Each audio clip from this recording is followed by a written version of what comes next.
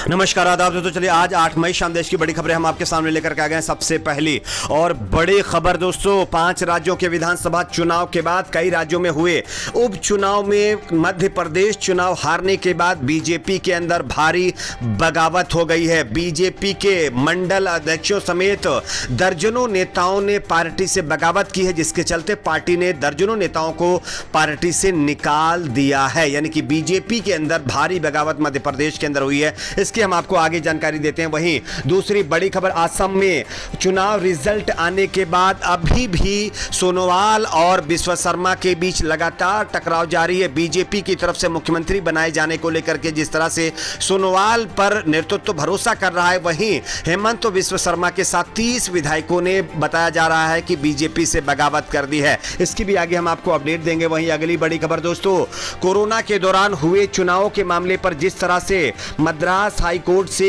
चुनाव आयोग को फटकार लगाई गई थी, इस मामले पर अब सुप्रीम कोर्ट में चुनाव आयोग ने अर्जी लगाने को लेकर के मामला दाखिल किया था, लेकिन उससे पहले ही चुनाव आयोग को बड़ा झटका लगा है। क्या पूरा मामला है, इसकी भी हम आगे आपको जानकारी देंगे। वहीं अगली बड़ी खबर, देश में जहां एक तरफ कोरोना संक्रमण लगातार फैलता जा रहा है, डेली हजारों लोगों को कोरोना निगल जा रहा है, लेकिन इस बीच बीजेपी के एक विधायक ने कोरोना की दवा निकाल दी है। बीजेपी के विधायक ने सनसनीखेज दावा करते हुए कोरोना का नया यानी कि इलाज निकाला है। हम आपको इसकी भी जानकारी देंगे। वहीं अगली बड़ी खबर, उत्तर प्रदेश में निकाय चुनाव के बाद अब उपचुनाव के भी यानी कि तारीखों का ऐलान कर दिया गया है। यहां पर कब होंगे उपचुनाव, इसकी भी आगे हम आपको जानकारी देंगे। वहीं अगली बड़ी खबर, कोरोना संक्रमण के बढ़ते मामलों को देखते हुए सुप्रीम कोर्ट ने जेलों में अब कैदियों पर एक बड़ा आदेश जारी कर दिया है। क्या आदेश है, इसकी भी हम आगे आपको जानकारी देंगे। वहीं अगली बड़ी खबर, केंद्र की नाकामी का नतीजा कोविड संकट, इस तमाम मामलों पर जो है ममता बनर्जी ने बीजेपी को आड़े हाथों लेते हुए एक बड़ा यानी बयान दिया है। हम आपको इसकी भी जानकारी देते हैं। उससे पहले छोटी सी रिक्वेस्ट, आप इस वीडियो को लाइक करके चैनल को सब्सक्राइब जरूर कर लीजिए। जैसा कि आप सभी जानते होंगे, 5 राज्यों के विधानसभा चुनाव के साथ कई राज्य ऐसे थे जहां पर उपचुनाव भी हुए थे। खास करके मध्य प्रदेश में जो उपचुनाव की चर्चा सबसे थी। मध्य प्रदेश के दमोह विधानसभा सीट पर हुए उपचुनाव में बीजेपी ने जिस तरह से अपने प्रत्याशी राहुल सिंह को मैदान में उतारा था और कांग्रेस पार्टी ने राहुल सिंह को करारी हार देते हुए अपने प्रत्याशी को जितवाया है, ये हार बीजेपी पचा नहीं पा रही है। आप इस खबर को देख सकते हैं। बताया जा रहा है कि दमोह विधानसभा सीट पर भाजपा प्रत्याशी राहुल सिंह की हार के बाद प्रदेश संगठन ने पार्टी विरोधी गतिविधियों में भाग लेने के कारण पूर्व वित्त मंत्री जयंत मलैया के को कारण बताओ नोटिस जारी किया है। इतना ही नहीं, भारतीय जनता पार्टी ने दमोह जिले के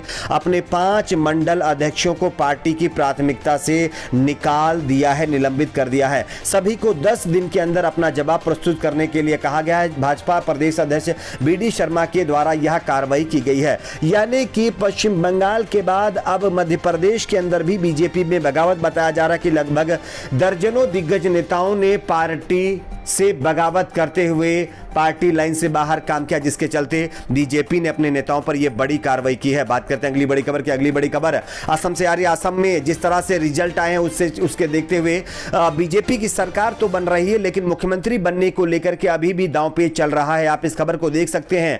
आज फिर से बताया जा रहा है कि दिल्ली में जेपी नड्डा के आवास पर बैठक हुई, जिसमें भी कोई नतीजा नहीं निकल पाया है। हेमंत विश्व शर्मा कह रहे हैं कि हम मुख्यमंत्री बनेंगे, सोनोवाल कह रहे हैं कि हम मुख्यमंत्री बनेंगे, जिसके चलते बीजेपी में जो बगावत है वो और भी ज्यादा तेज स्तर पर पहुंच चुकी है, जिसके चलते कल फिर से विधायक दल की बैठक बुलाई गई है। यानी कि अब जो है असम के अंदर भी बीजेपी में बगावत लगातार बढ़ती जा रही है। बात करते हैं अगली बड़ी खबर की। अगली बड़ी खबर आ रही है दोस्तों, कोरोना वायरस से जहां एक तरफ पूरे देश में लगातार लोग इसकी यानी आगोश में आते जा रहे हैं, वहीं दूसरी तरफ जिस तरह से कोरोना में ही 5 राज्यों के विधानसभा चुनाव आयोग ने करवाए थे, इस पर जो है मद्रास हाई कोर्ट से फटकार लगने के बाद सुप्रीम कोर्ट जाने का फैसला जो है यानी चुनाव आयोग ने लिया था। लेकिन अब जानकारी मिल रही है कि उच्च न्यायालय की इस टिप्पणी के खिलाफ आयोग ने सुप्रीम कोर्ट में याचिका डाली थी। हालांकि शुक्रवार को ईसी को बड़ा झटका लगा है। दरअसल सर्वोच्च न्यायालय में आयोग का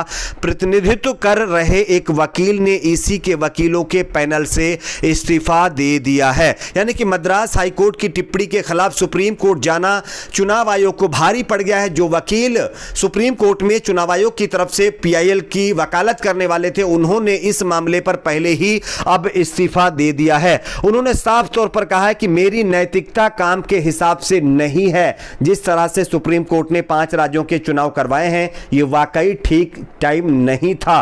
बात करते हैं अगली बड़ी खबर की। अगली बड़ी खबर आ रही है दोस्तों, जहां एक तरफ पूरे देश में कोरोना से हाहाकार मचा हुआ है, लोग अफरा तफरी मचाए हुए हैं, हजारों लोग डेली जो है लोगों की कैजुअलिटी हो रही है, हजारों एक्सपर्ट इसमें लगे हुए हैं कि किसी ना किसी तरह से कोरोना वैक्सीन डेवलप की जाए। लेकिन अब बीजेपी के एक और विधायक ने कोरोना से बचने के लिए एक नई देसी दवा इजाद कर ली है। दरअसल आप इस खबर को देख सकते हैं, बलिया जिले के बरैया से भाजपा विधायक सुरेंद्र सिंह का अजीबोगरीब दावा सामने आया है। उन्होंने बताया है कि गौमूत्र और हल्दी के चूर्ण को घी में भुनवा कर नियमित सेवन करने से कोविड संक्रमण ना होने का दावा उन्होंने कर दिया है। उन्होंने कहा है कि जो भी शख्स गौमूत्र और हल्दी के चूर्ण को घी में भुनवा करके नियंत्रण इसका सेवन करेगा, उसको कोरोना नहीं होगा। उन्होंने कहा कि पूरे भारत में कोरोना से जज, मंत्री, अफसर यानी हमारे बीच से जा रहे हैं। अगर सरकार के पास दवा होती तो इसका तत्काल इलाज कर लिया जाता, लेकिन हकीकत यह है कि दैवीय प्रकोप जैसी कोरोना रूप महामारी का कोई इलाज सरकार के पास नहीं है। सभी सिस्टम फेल हो चुके हैं,